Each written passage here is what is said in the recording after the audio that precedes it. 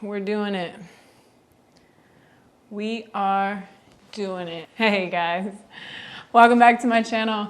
Welcome back to a little sit and chat. I don't know what we're calling these. I'm having a cozy night in and I want to talk about 5 love lessons that I once prayed for in my life. Getting a little mushy in this one. Sit back, relax, and maybe you can relate. One of the first love lessons that I wish someone maybe told me sooner, or I don't know, I guess I just wish I learned sooner, is that sex, intimacy, and love can be all different things. They come in many different forms, shapes, and presences, if that makes sense. I actually made a video like harsh truths I've learned in my 20s where I talked a little bit about this. Personally, for me, I always thought like love and sex were the same thing. I was like, you don't have sex with people you don't love, you know?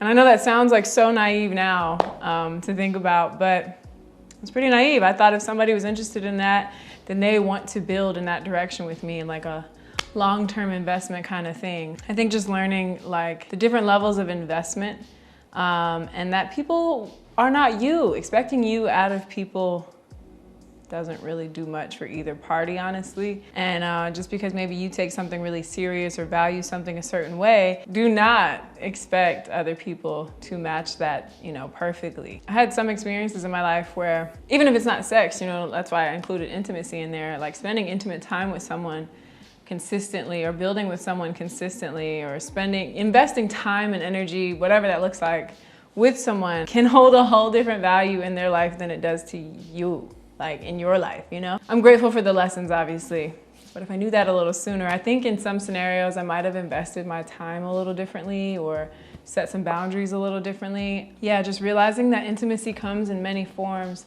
and sometimes the most intimate things are not physical at all. Doing my best still to this day to communicate cohesively and clearly, because I know communication is the one thing we always hear is like the root of all things that we need to get, you know, to master, to have these great dynamics and relationships.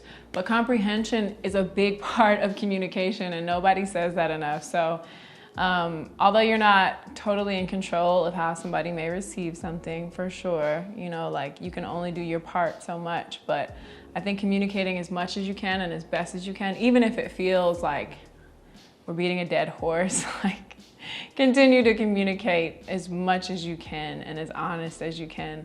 Because honesty really is the best policy. If you really value sex a certain way, or you've been really intimate with somebody in a certain way, and that does or doesn't hold a value in your life the way you, even if you don't know how that feels in their life, I think voicing how it currently feels in your life, whether that may change or not, but today voicing, you know, how you feel about it will save a lot of time for everybody. Personally, I know for me, like I said, I've always really valued sex and intimacy on like a higher scale, and always really like cherished it and felt like, you know, it's not for everybody. Interacting with people who just were like thought of it a little bit more casually was just really interesting to navigate.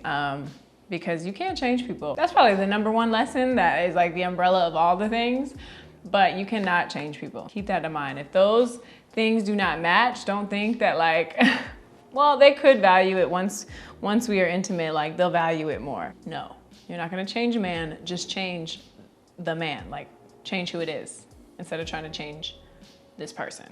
Just get a new man. Way easier, save everybody the tears. #2 can be a little controversial, I guess, but for me personally, in my personal experience leading up to this age at 28, the right container and the right safe space will not force my feminine to go masculine. And I say that meaning like, I'm not gonna put all the responsibility on the man, but in my way, in my belief, I guess, of relationships, there is a responsibility, granted on both parties, but just speaking about this for the sake of the video, for the man to hold that safe space and container, for the feminine to thrive, for her to completely like flow and be water, and to nurture and to ease and to create ultimately. So when that safe space does not exist, a lot of times in my past, I have like reverted into the more masculine space just because it didn't feel safe enough for the feminine to exist. I guess kind of like thinking that that was, you know, for me normal. But when I got the contrast of that,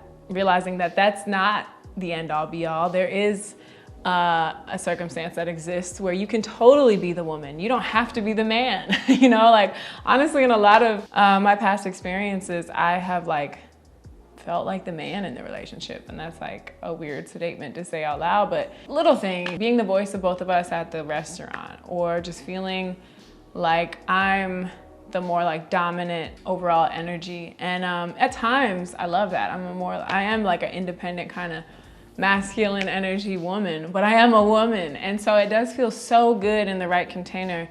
And I say container, like the right space being held, the man is holding the space well and safely.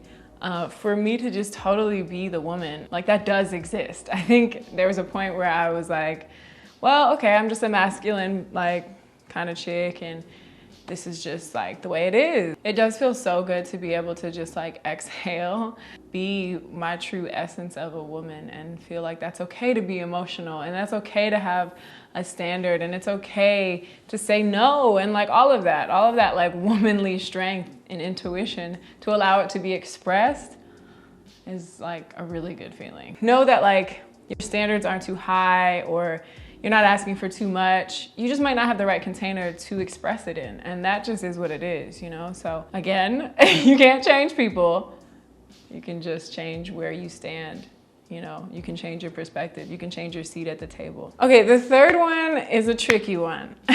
So don't take anything personal. Although this is the most personal relationship in your life, you know, if in regards to romance and love life, you know, like typically you are sharing your whole entire personal life with this person, including your body, maybe even finances, maybe even your home. It's about as personal as it gets. So me saying, hey, don't take anything personal, and even when people would say that to me, I would be like, how the fuck? Like, this is as personal as it gets. What are you saying? But I mean that more so like in general, in life, every relationship in your life, not just the romantic ones, do not take it personal. You may have an issue with someone. It's really all projections and reflections at the end of the day. Like, it's not to say that people are excused for their actions, and you have no right to be upset about them or anything like that, but it is to say maybe these issues and these problems or these miscommunications are rooted in something entirely different than what you may think they are. I know for me personally, just being transparent, like being cheated on, I think anybody who's been cheated on, you immediately go to the mirror and look at yourself and you're like, what did I do? How did we get here? How could I have been a better girlfriend? How could I have shown up differently, you know? And there is an accountability to some degree, I think, in every scenario. I think it takes two to tango. Learning that, specifically in reference to infidelity and a lot of the scenarios, but just talking about that specifically, that has nothing to do with you, is one of the hardest pills to swallow. Playing the blame game, there is no end. There is no end to the blame game. That is word to the Tao Te Ching. This is kind of like a twofer in this one, but taking accountability where it's needed for yourself and realizing like you are putting yourself in the place to be in the scenario you're in, regardless if you think like this person's toxic, this person's doing this person, like you're still here pointing at that person. So like there is a responsibility on your end too. Even day to day, like bickering or mood swings or whatever, because you know how it goes when you spend a lot of time with a person, especially if you live together or whatever. Moods just be happening. We're just moody people. No matter what your sign is, we're just moody ass people. Realizing that it's just like just melodies and rhythms. It's like an album playing all day between two people. Like, you know, just like allow it.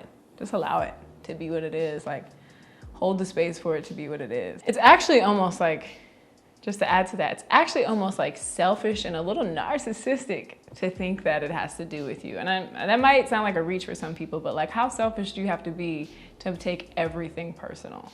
Like how is it all about you? Number 4, you're not, I don't even want to say this out loud because I feel like it's almost triggering to myself.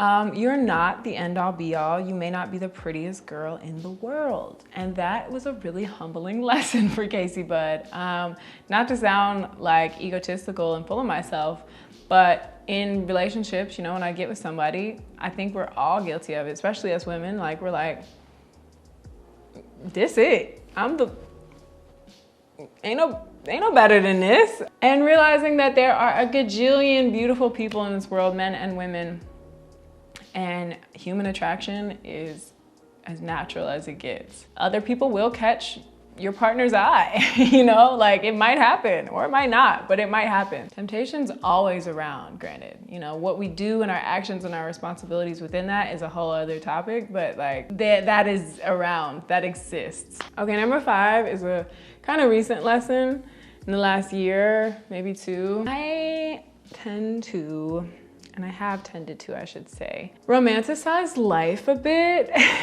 It really only keeps you involved in the idea and the scenarios of a person or situation in your head. You're not that invested and involved in the person or situation right in front of you. So many times, myself included, we get like, oh no, I'm crazy about this person. This person is everything. Like, whatever, I love this person, I'm so in love. But you're really in love with the idea of that person. The person that's standing right in front of you might not match that person that's in your head. And I don't know what, like, can the psychology experts please tell me why the fuck that happens? Because it doesn't make any sense. Someone can literally be telling you, yo, I don't really want a relationship. I don't really want kids. I'm not trying to get a job, whatever. Those are just very generic things. You on the other side might be like, I want to have a family, I want a relationship, I want a man with a good job. And you're still like hopeful with this person. And that's why I go back to just number 1 and the overall umbrella of it is like, yo, you can't change people. And sometimes things are just what they are. And there's no rush or pressure or whatever. Like, I think we rush a lot of things a lot of times. We just like want it the way we want it. We like somebody, so we want it to go there. But it is what it is right now, so let it be what it is. And like when it's time to be anything other than that, you will know. Having that discernment of the idea of somebody and the reality of what's going on and not romanticizing any of it was a big one for me. I think also like the reverse of that too, like somebody, I don't know if this fits into this category really, so maybe it's like a bonus one, but someone kind of desiring you and not valuing you. Having the discernment of that as well, because in a way that's kind of romanticizing you too, right? Like the overall desire and the like idea and the fantasy and the like, oh, this could be and what if, and like just thinking really far out, when in reality, like who's right in front of them, they don't really value as much as they value the identity of themselves in that scenario that they're daydreaming about. You know, a lot of times it's really about them and not really about you, or, you know, vice versa. It's really about you and not about them. It's a crazy thing that we tend to do as humans. Honestly, I'm still really learning that one, you know, like learning who really values me. And that's overall all relationships when I say that. Who really values Casey and not like just desires Casey or like is caught up in the idea of Casey. I definitely tended to just be like really disappointed. Granted, like I think expectations and standards are healthy. I totally support them. But I think some of my expectations were just literally out of a movie sometimes. Like I can just be totally honest with myself and like, do you think this man is really gonna beg for you and like do all that? Like, why do you even want him to do that? Like some of the times I was just like, but if he really did these things you're like wanting in your head, I don't even think you'd really want him to do that. And that also goes into like, we just have these sometimes expectations of a person. Like they have to match the person, and that goes, they all kind of tie together. But expecting a mango tree to grow apples is just like, it's a mango tree, it's never gonna grow apples, you know? And a lot of times I think we do that with people. We're just like, oh, but I just really want them to grow apples. It's a mango tree. Lose that expectation, you know, like get an apple tree, you know, like don't sit here and stare at the mango tree wishing and waiting. Those are some lessons that I have learned in love, one that I once prayed for and that I once, you know, just kind of wish somebody would tell me. But I'm grateful for them all nonetheless. If you want to see a part 2 to this, I could honestly probably make like a gajillion more, but I could definitely make a part 2 if you're interested. Also, let me know if you're digging these style videos. I want to continue them, but I want to know that you like them. So let me know if you like me just sitting here and chatting with you, because I love doing it. Anyway, that's all I got for this week. Comment down below some lessons in love that you once prayed for, because I would absolutely love to hear them. But yeah, that is it. That is all. I will see you in my next video. Peace.